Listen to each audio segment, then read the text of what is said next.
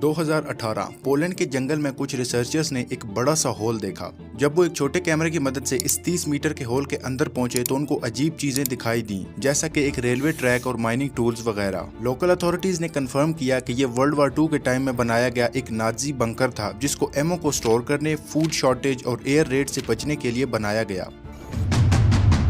आखिर world war 2 में इन bunkers का क्या रोल था? क्या ये सिर्फ डिफेंस के लिए थे या इसके पीछे हिटलर की कोई और चाल थी? इन बंकर्स की कंस्ट्रक्शन में कितना खर्चा आया और आज ये बंकर्स किस हालत में हैं? इन सारे सवालों के जवाब जानने के लिए हमें इन्फो सर्विस की इस वीडियो में वर्ल्ड वार 2 को विजिट करना होगा।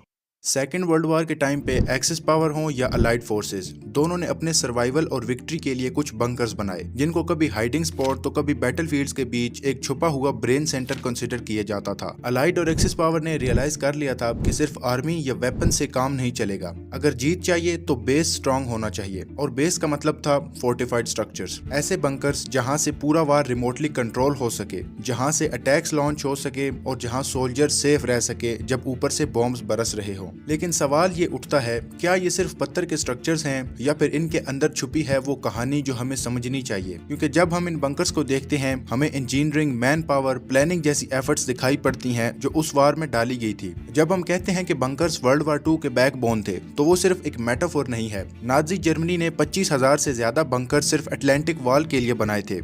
Gun emplacements, observation towers, troop shelters, एक पूरा अंडरग्राउंड किला। फ्रांस ने भी कम नहीं किया, 5,500 स्ट्रक्चर सिर्फ मैग्नोट लाइन के लिए, और हर एक स्ट्रक्चर केयरफुली इंजीनियर था जैसे कि एक अंडरग्राउंड सिटी हो। लेकिन हर स्ट्रॉन्ग स्ट्रक्चर का एक प्राइस होता है, और ये प्राइस सिर्फ पैसे का नहीं था। जर्मनी ने अटलांटिक वॉल के लिए इतना मटेरियल डाइवर्ट कर दिया कि उनके दूसरे वार एफर्ट्स इफेक्ट होने लगे। सिविलियंस के लिए बेसिक इंफ्रास्ट्रक्चर भी डिले होने लगा, और ऐसे मैसिव प्रोजेक्ट्स ने इकोनॉमीज को भी हिला दिया। वार सिर्फ बैटलफील्ड पे नहीं, इकोनॉमी में भी लड़ी जा रही थी। प्राइसेस बढ़ने लगे, शॉर्टेजेस होने लगे और मिलिट्री सिविलियन बैलेंस डिस्टर्ब हो गया। ये बंकर्स सेकंड वर्ल्ड वार के टाइम पे ऑफेंसिव और डिफेंसिव दोनों पर्पसेस के लिए बनाए गए थे। इनकी बदौलत एयर स्ट्राइक्स और आर्टिलरी से बचना काफी आसान था। इन बंकर्स में एडवांस टेलीफोन और रेडियो जैसी कम्युनिकेशन डिवाइसेस नस्ब थी। अडोल्फ हिटलर की जानिब से इस्तेमाल किए जाने वाला बर्लिन में मौजूद फुहरर बंकर भी इसी की एक मिसाल है। इनको एम्यूनिशन की स्टोरेज, सप्लाईज और जरूरत पड़ने पर हॉस्पिटल और फैक्ट्रीज के लिए भी इस्तेमाल किया गया। अटलांटिक वॉल में लगभग आज के टाइम का $9 बिलियन का खर्चा आया था, क्योंकि दुनिया में स्टील ऑलरेडी टैंक्स, एयरप्लेन्स और शिप की कंस्ट्रक्शन में यूज हो रहा था,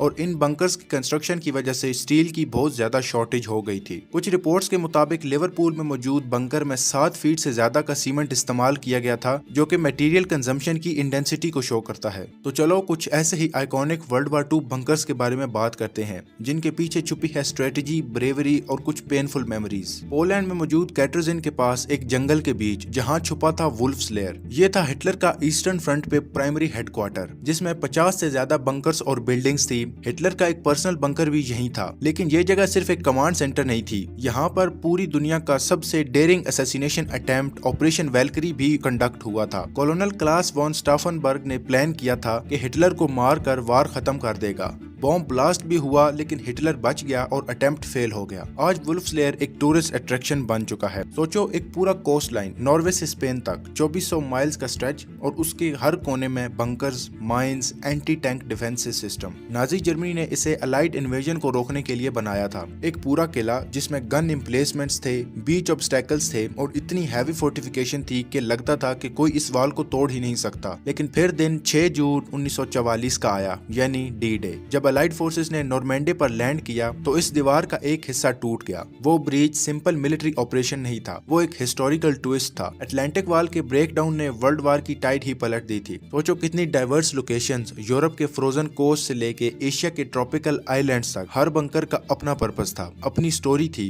और हर कहानी में एक ही थीम थी, सर्वाइवल और स्ट्रेटेजी। बंकर्स हमेशा जमीन के नीचे होते हैं, लेकिन उनकी कहानियां हिस्ट्री के सबसे ऊपर लिखी गई हैं। अब सोचो, एक वक्त था इन बंकर्स में दुनिया के सबसे बड़े फैसले लिए जा रहे थे, बॉम्ब्स गिर रहे थे, प्लेन्स बन रहे थे और लोगों की जिंदगियां पलट रही थी। और आज वही बंकर्स कुछ घूमने की जगह बन चुके हैं, कुछ छुप गए हैं जंगल के नीचे और कुछ बस भुला दिए गए हैं। वीडियो कैसी लगी कमेंट्स में अपनी कीमती राय से जरूर आगाह कीजिएगा। मिलते हैं इसी तरह की एक और इंटरेस्टिंग स्टोरी में। Make sure to hit the subscribe button. Thank you.